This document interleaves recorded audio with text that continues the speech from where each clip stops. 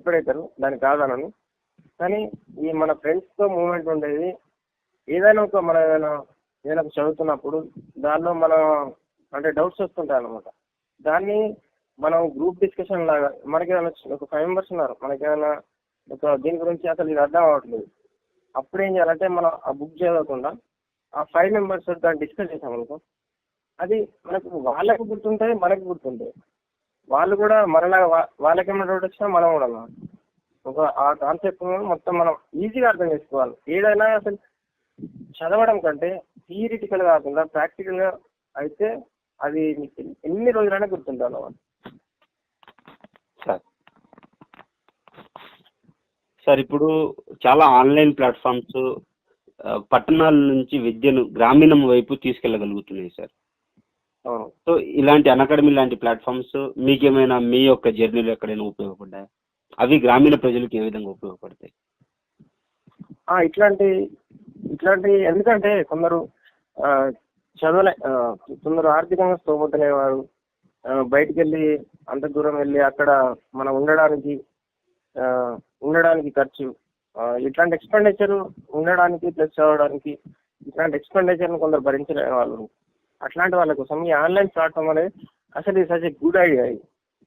దీనివల్ల ఎందుకంటే మనం ప్రతి పర్సన్ తోటి మనం కాంటాక్ట్ కావచ్చు. ఫిజికల్గా అంటే ఆయన ఎక్కడ ఉంటాడు, ఈయన ఆ సార్ ఎక్కడ ఉంటాడు, ఈ సార్ ఎక్కడ ఉంటాడు, అట్లా కాకుండా ఈ ఆన్లైన్ ప్లాట్ఫామ్ ద్వారా మనం మనకు వచ్చిన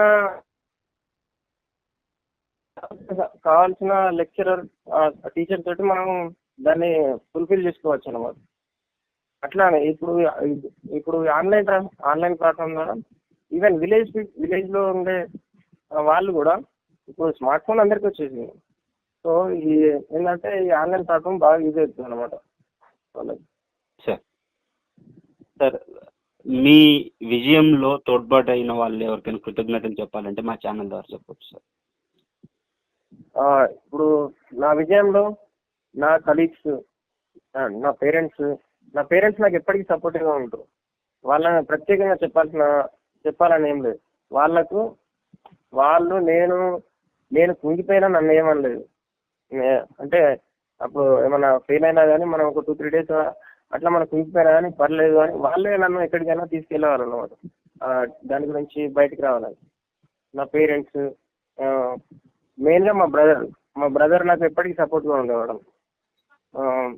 ఇంకా మా అమ్మ నాన్న అంటే వాళ్ళకు దీని గురించి అంత ఐడియా లేదు కాబట్టి వాళ్ళు ఏం కాదు పర్లేదు లేరా, నెక్స్ట్ టైం వస్తే లేరా అన్నారు. కానీ మా బ్రదర్ మాత్రం నన్ను దీని గురించి డిస్ట్రాక్ట్ అవ్వడానికి ఎక్కడికైనా తీసుకెళ్ళేవాడు, మంచి మంచి ప్లేసెస్కి. ఇంకా నా కలీగ్స్ వాళ్ళందరూ బేసిక్ ఏంటంటే అంటే నా పాయింట్ అసలు చెప్తున్నా, నాకు సింగిల్గా చదవడం అసలుకే రాదు. ఎవరైనా చుట్టూ ఒక చుట్టూ మెంబర్స్ ఉంటే మాత్రం మనకేంటంటే చదవగలుగుతాం అన్నట్టు. ఎందుకంటే లోన్లీగా ఉండడం కొంచెం కష్టం అన్నట్టు. అన్నట్టు నా కలీగ్స్, నా ఫ్రెండ్స్ కూడా నాకు అంటే వీళ్ళు ఎట్లా అంటే కొన్ని ఏమంటారు సపోర్టివ్గా ఉన్నారు అనమాట. విమర్శనాత్మక శైలి అంటారు కదా, అలా కూడా సపోర్టివ్గా ఉన్నారు అనమాట. నా ఫ్రెండ్స్, నా కలీగ్స్, నా పేరెంట్స్ వీళ్ళందరికీ నేను రుణపడి ఉంటాను. Great sir. ఇప్పుడు చివరిగా మా అభ్యర్థులకి కొన్ని సజెషన్స్ ఇవ్వండి సార్. ఎస్ఐ అవ్వాలి, కాంపిటేటివ్ ఎగ్జామ్స్ ప్రిపేర్ అవ్వాలి అనుకున్న వాళ్ళు మెంటల్ స్ట్రెంగ్త్ ఏ విధంగా ఉండాలి, వాళ్ళు ఎలాంటి వర్క్ చేసి ఎగ్జామ్కి రావాలి అన్న అంశం చెప్పండి సార్ చివరిగా. అంటే ఏంటంటే బేసికల్గా మనం ఏదైనా ప్రిపేర్ అవ్వదాం అనుకుంటే ఫస్ట్ మనం దాని గురించి తెలుసుకోవాలి. మనం ఏదైతే ఏదైనా ఇప్పుడు ఎస్ఐ అంటే అట్లా దాని గురించి ఫస్ట్ తెలుసుకోవాలి. ఎందుకంటే ఇది నాకు ఒకటి జరిగింది అనమాట. నేను అప్పుడు లాస్ట్ టైం పీసీకి అప్లై చేసినప్పుడు ఏమైందంటే నాకు అసలు ఫస్ట్ దాని గురించి బేసిక్గా ఏం తెలియదు అన్నట్టు. యాక్చువల్గా నాకు పోలీస్ డిపార్ట్మెంట్ అంటే అప్పటికి తెలియదు, పోలీస్ స్టేషన్ కూడా వెళ్ళలేదు నేను. కానీ ఆ టైంలో నేను ఏదో చేద్దాము అని నేను ఏదో డైరెక్ట్ అప్లై చేశాను. కానీ అక్కడ మనం తెలుసుకోవాలన్నమాట. ఫస్ట్ ఆ నోటిఫికేషన్ ద్వారా మనం తెలుసుకోవాలి నోటిఫికేషన్లో ఏది బాగుంటుంది. ఇంకా సర్కిల్లో మన ఫ్రెండ్ సర్కిల్లో అయినా ఎవరైనా తెలిసిన వాళ్ళతో అయినా దానికి రిలేటెడ్గా ఉన్న వాళ్ళని మనం అడగాలి. ఇది ఏది బాగుంటుంది. అయితే అప్పుడు ఏముందంటే సివిల్, ఏఆర్, టీఎస్ఎస్సీ అని ఉంటాయి అన్నమాట. అలా మనం తెలుసుకోవాలి సివిల్ అంటే ఏంటి, ఏఆర్ అంటే ఏంటి, టీఎస్ఎస్సీ అంటే ఏంటి, దీని గురించి తెలుసుకోవాలన్నమాట. నేను అప్పుడు తెలుసుకోలేదు, తెలుసుకోకుండా డైరెక్ట్ అప్లై చేశాను ఏదో ఒకటి అని. ఎందుకంటే ఎట్లుంటాయి ఒక అన్ఎంప్లాయ్గా మన ఉండాల్సినవి అట్లా ఉంటాయి అన్నమాట. అట్లా అప్లై చేశాను. అప్లై చేసిన తర్వాత నాకు అప్పుడు చాలా మార్క్స్ వచ్చినాయి అన్నమాట. అప్పుడు 135 వచ్చినాయి అన్నమాట 200కి. అది స్టేట్లో 52nd ర్యాంక్ వచ్చింది. గ్రేట్ గ్రేట్ అండి. అయితే అప్పుడు నాకు తెలిసిన విషయం ఏంటంటే, అందరూ నన్ను అడిగారు అన్నమాట, నువ్వు ఏఆర్ ఎందుకు పెట్టినావు ఫస్ట్ అని అన్నాను.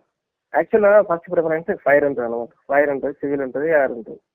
అయితే అప్పుడు నన్ను అడిగారు అనమాట, ఈ ఏఆర్ ఎందుకు పెట్టినావు, నీకు 135 మార్క్స్ వచ్చినాయి, చాలా మార్క్స్ వచ్చినాయి, నీకు ఈజీగా ఫైర్ వస్తుంది, ఏఆర్ ఎందుకు పెట్టినావు. నేను బేసిక్ అప్లై చెప్పాను, అది నాకు తెలియదు అప్పుడు దాని గురించి అని చెప్పాను. ఇప్పుడు వీళ్ళకి చెప్పేది ఏంటంటే, మన ఫస్ట్ నోటిఫికేషన్ ఉందంటే దాన్ని మొత్తం చదవాల్సిన అవసరం లేదు. మనం దేనికైతే అప్లై చేస్తున్నాము దానిలో సబ్ ఉంటాయి కదా, 1, 2, 3 అట్లా ఉంటాయి కదా, దాన్ని ఏ ప్రిఫరెన్స్ దేనికి ఎలా ఇవ్వాలి, ఇది మెయిన్ థింగ్ అనమాట. ఇది ఏదో ఒకటి ఏదో ఫోన్లే అని ఏదో ఒకటి పెడితే ఇట్లా అట్లా బాధపడాల్సి అప్పుడు, ఇప్పుడు కాదులే అప్పుడు అన్నమాట. దాని గురించి ఒక 4-5 months అందరూ అన్నప్పుడల్లా కొంచెం మైండ్ డిస్టర్బ్ అయ్యేది, కానీ సెట్ అయ్యాలి. ఇంకోటి ఏంటంటే, ఇలా ప్రిపరేషన్ అయ్యేటప్పుడు ఫస్ట్ సిలబస్ ఏదో చూసుకోవాలి. ఆ సిలబస్ ఓన్లీ మొత్తం కాకుండా ఏదైనా ఒక బుక్ మన బయట పబ్లికేషన్ దొరుకుతాయి కదా, మొత్తం చదవకూడదు అసలుకి.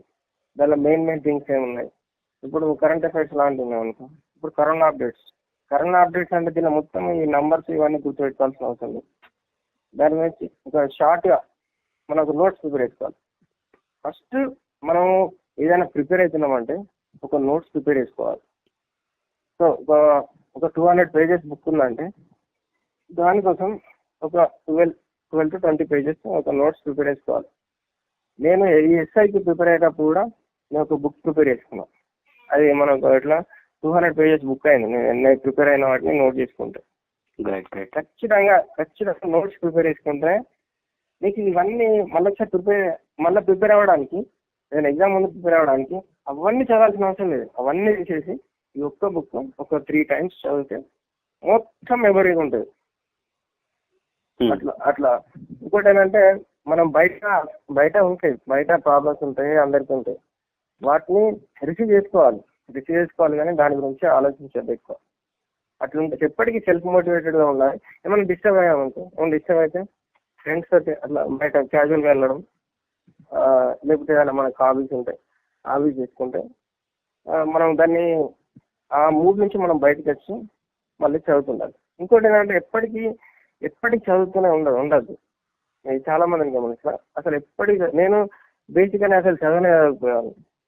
ఎప్పుడో ఒకసారి ఇంట్రెస్ట్ వచ్చినప్పుడే చదువుతుంది. అందరూ అనేవాళ్ళు, అరే నువ్వు చదువుతలేదురా.